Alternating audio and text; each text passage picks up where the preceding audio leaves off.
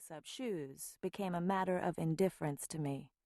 Furthermore, I decided it was high time for some payback. No more taking the long way home in order to avoid the kids at the end of the block, who delighted in ripping up my workbooks. Let them push me down. I was impervious. No more crying in my room and achy half-memories of my mother throughout the night. My dreams became happy ones, where I liquefied enemies with my rage.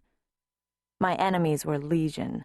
I wasn't going to stop with school bullies and short-changing shopkeepers, though. No, my thinking was much larger than that. It was global. I hadn't yet figured out what form it would take, but my vengeance was going to be absolutely biblical. Luckily, Grandma Rosetta died just then. Died a hero, actually. She'd never know it, but she saved the world from the havoc I was about to unleash upon it. For I was taken in and raised by her sister Ivy, and along with 100 other miracles that occurred under the loving guidance of my great-aunt and her husband Woodson, I lost all interest in being a notorious Negro girl sociopath. 1. Chicago, 1968. Just how good was the good life for us over there in Africa? It kind of makes you wonder. Long before there was a south side of Chicago, I mean. Long before the Afro-Pick or the Negro Spiritual or George Wallace, before the martyred students at the lunch counters and under the quicklime, before heroin and tap dancing, before the Harlem Renaissance, and before the nightmare of the real Gone with the Wind. To hear the poets tell it, we were all kings and princes, but I don't think I was. I think I was just an ordinary Joe, make that Jill, as I am a girl, and I was probably just as fucked up and out of it as I am today. But what's the use of that kind of speculation? The point is, they came and got us. Royal lineage or no, it was the cotton patch, the Missy's kitchen, and the massa's bed.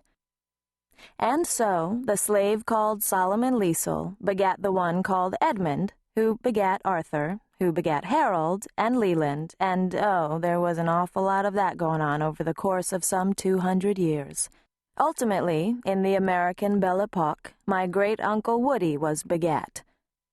Most of the Lisle men sired offspring at will.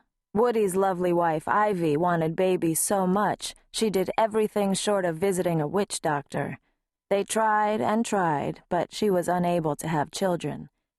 Be careful what you wish for, the saying goes. They wound up with me. Despite that little joke that fate played on them, they nourished and loved me, and now I'm almost 20.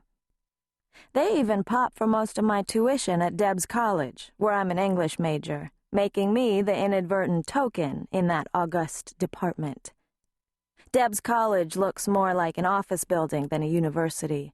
Situated in the middle of the Loop, its campus is the whole of downtown Chicago, and for a quad, we have the splendor of Grant Park, as commodious a place to sit and think as any that I could imagine.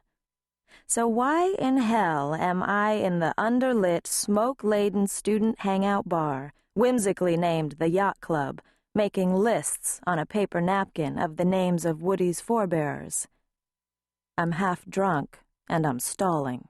That's why. I have to go and see a goodly number of the clan at the annual Lisle Family Gala, being held tonight at the Parkway Inn. I'm already 40 minutes late. Hard to believe.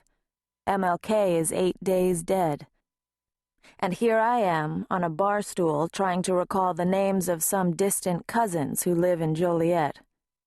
It seems so strange. But then everything has taken on a kind of unreality since they murdered Dr. King. My friend Bobby Vaughn came in and took the stool next to mine. "Hey, Cassandra." "Hey, I couldn't get a booth," I said. "It's packed in here tonight." The Yacht Club was in fact crowded every Friday evening.